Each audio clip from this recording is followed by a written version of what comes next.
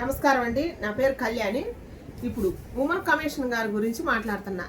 అందరు మీడియా ముందర కూర్చొని అందరు మాట్లాడారు. ఉమెన్ కమిషన్ మేడాలు మొత్తం కూర్చొని నేను మీ తరపున మాట్లాడాలనుకుంటున్నామ్మా. మీది మొత్తం చూసిన అందరు మాట్లాడి విన్నా. నేను అసలు మీరు ఏం మాట్లాడాలని వచ్చారమ్మా? సబ్జెక్టు ఎవరి గురించి మాట్లాడాలని వచ్చారు? రెండు రాష్ట్రాల ప్రజలు లేడీసు, మన లేడీస్ గురించి అందరి గురించి మాట్లాడాలని వచ్చారా? అందరు గౌరవాన్ని నిలబెడతానికి వచ్చారా? లేకపోతే అనసూయ గారి గౌరవాన్ని నిలబెడతానికి వచ్చారా? అనసూయ గారి పరువు పోయిందని మాట్లాడటానికి వచ్చారా? అనసూయ గారి ఇలువలు పోయినాయని మాట్లాడటానికి వచ్చారా? దేని గురించి వచ్చారమ్మ మేడాలు? మీకు మొత్తానికి చేతి దండం పెట్టి నేను అడుగుతున్నా. మీరు మాట్లాడింది మొత్తం విన్నా. దాంట్లోకి మళ్ళా మన గరికపాటి నరసింహరావు గారిని కూడా తీసుకొచ్చారు, శివాజీ గారిని తీసుకొచ్చారు, సంజయ్ రెడ్డి గారిని తీసుకొచ్చారు. వీళ్ళు ఏం తప్పు మాట్లాడినరు మేడం?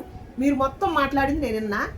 మంచి మాట్లాడిన వాళ్ళేమో తప్పు అంటారు, మరి చెడు మాట్లాడిన వాళ్ళేమో కరెక్టు అని అంటారు. వస్త్రధారణ అని మాట్లాడుతున్నారు. మీరు మొత్తం స్త్రీమూర్తులు కూర్చొని మాట్లాడారు. స్త్రీల గురించే మాట్లాడాల, వాళ్ళ పద్ధతుల గురించి మాట్లాడాలని చెప్పి మీరు మాట్లాడారు.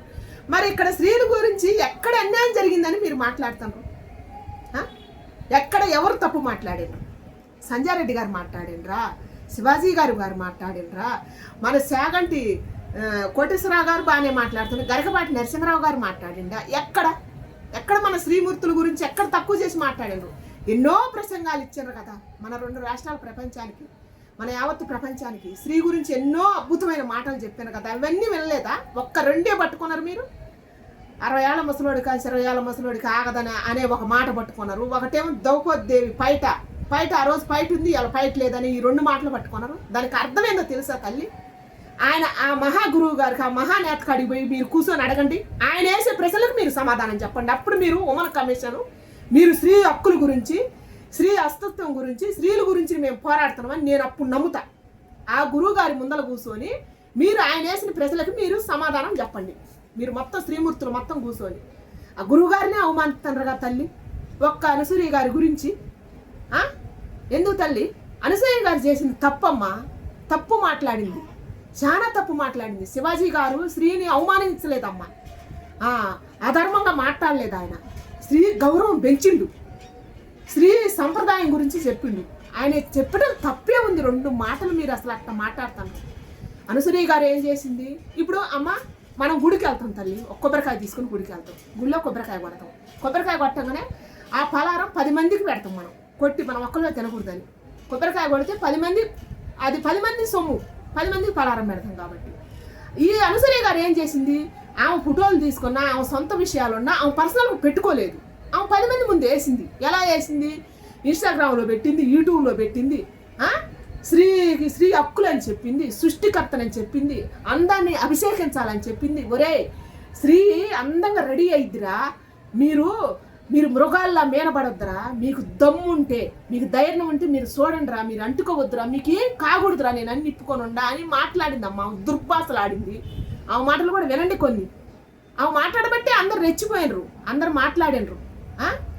మీరు 10 మందే మాట్లాడొద్దు తల్లి. అట్ట మీ సొంత విషయాలు ఉంటే మీరు మాట్లాడుకోండి. కానీ సమాజం మీనికి మీరు మాట్లాడేటప్పుడు మీ చుట్టూ 100 మంది లేడీస్లు ఉంటారు. మీ మాటల వల్ల ఇంప్రెస్ అయ్యే వాళ్ళు ఉంటారు, నేర్చుకునే వాళ్ళు ఉంటారు. చెడిపోతారమ్మా సమాజం. ఇప్పటికే ఆడపిల్లలు చాలా మంది చెడిపోయారు తల్లి. మీరు ఎవరి గురించి పోరాడుతున్నారు? ఆడపిల్లల ఇరువుల గురించే కదా పోరాడేది. ఇప్పుడు ఎంతమంది పాడైపోతున్నారు మీరు చూస్తారా? ఒక్కొక్క ఆడపిల్ల ఊళ్ళో ఆ తల్లిదండ్రులు కష్టపడి సంపాదించి పంపిస్తారమ్మా. సిటీకి వచ్చి ఏం చేస్తారు? వాళ్ళు చదువుకోట్ల. ఒక్కొక్క ఆడపిల్ల ముగ్గురు మీటింగ్ చేస్తారు, 3-4. ఒక్కొక్క మగపిల్లగా 4-3 మీటింగ్ చేస్తారు. ప్రేమ అనే ఒక వ్యామోహంతో అదొక పేరు పెట్టుకొని జీవితాలు సర్వనాశనం చేసుకుంటారమ్మా. తల్లిదండ్రులు మాట్లాడకుండా కడుపులు తెచ్చుకొని కానీ రోడ్ల మీద పడేస్తారమ్మా, చెత్త కుప్పలో పడేస్తారు. పసిగందుల్ని నోట్లో రాయి పెట్టి రాళ్లలో పెడతారు తల్లి. మీరు చూడలేదా తల్లి? ఇవన్నీ ఇట్లాంటి సమాజం మీకు దేవచ్చా తల్లి? అసలు వస్త్రధారణ అంటే ఏంటి తల్లి? మరి మీరందరూ సంప్రదాయంగానే వేసుకుని వచ్చి కూర్చుంటారుగా. మరి అనసూయ గారు ఎందుకు వేసుకోలేదట? ఎందుకు వేసుకోలేదు? ఆమె ఏం వేసుకుందో మీరు చూసారు కదమ్మా. ఆమె అట్ట వేసుకోకూడదు కదా. ఆమెకి 2 కొడుకులు ఉన్నారుగా, భర్త ఉండుగా. ఆమె కొడుకే ఆమెకు నచ్చలేదని చెప్పినాడని ఆమెగా చెప్పింది. అరే ఇది మా నా స్వాయిస్ రా అని చెప్పినాడని ఆమెగా అమ్మ చెప్పింది. అవన్నీ మీకు వినపడలేదా? మీ నుంచి సమాజం నేర్చుకోవాలి తల్లి.